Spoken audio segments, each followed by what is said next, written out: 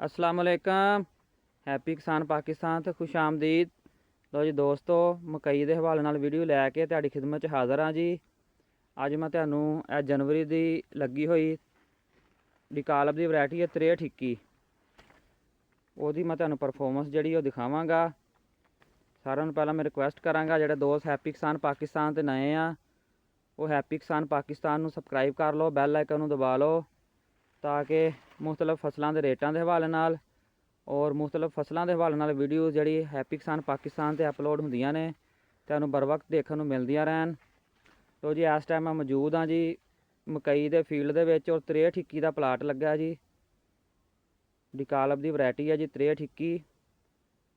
24 जनवरी को यदी प्लांटिंग सी। बहुत ही ज़बरदस्त फील्ड है जी। मैं दसंबर के हैप्पी किसान पाकिस्तान ते हाइब्रिड सिलैक्शन के हवाले नाल वीडियो जी है वो अपलोड की सी और मुख्तलिफ हाइब्रिड की वंड कढ़ के मैं अपने दोस्तों को दस्या सी और एक नंबर पर मैं अपने दोस्तों को मशवरा दिता सी कि तुसीं 6321 ही लगाना है और 6321 की जी डिमांड वो बारे भी दस्या सी कि डिमांड बहुत ज़्यादा है और इस दफ़ा जोड़ा सीड खत्म होने के चांस है वो सिर्फ 6321 दे ही है और इस तरह ही होया एंड ते लोगों को 6321 जोड़ा लगाने नहीं मिलया। तो जी दोस्तों यह तुसीं प्लांट देख सकते हो जी, बहुत ही ज़बरदस्त प्लांट है और भरपूर जी छली उन्हें लई है। ये 2024 का जोड़ा सीजन है वो मकई के हवाले नाल बड़ा ही टफ चलता पाया।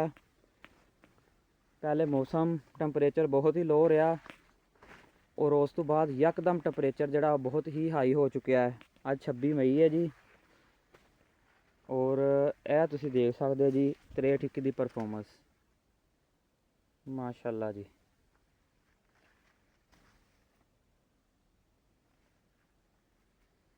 उम्मीद की जा रही है कि जी शदीद गर्मी का स्पैल आया है ये इंशाल्लाह जोड़ा 6321 जोड़ा है वो सरवाइव कर जाएगा।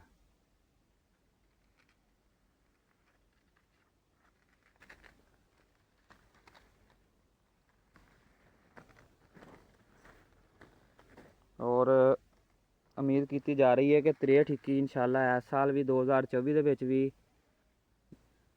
किसानों को जी भरपूर पैदावार देगा। लो जी दोस्तों, मकई के सीड 6321 के हवाले नाल वीडियो सी।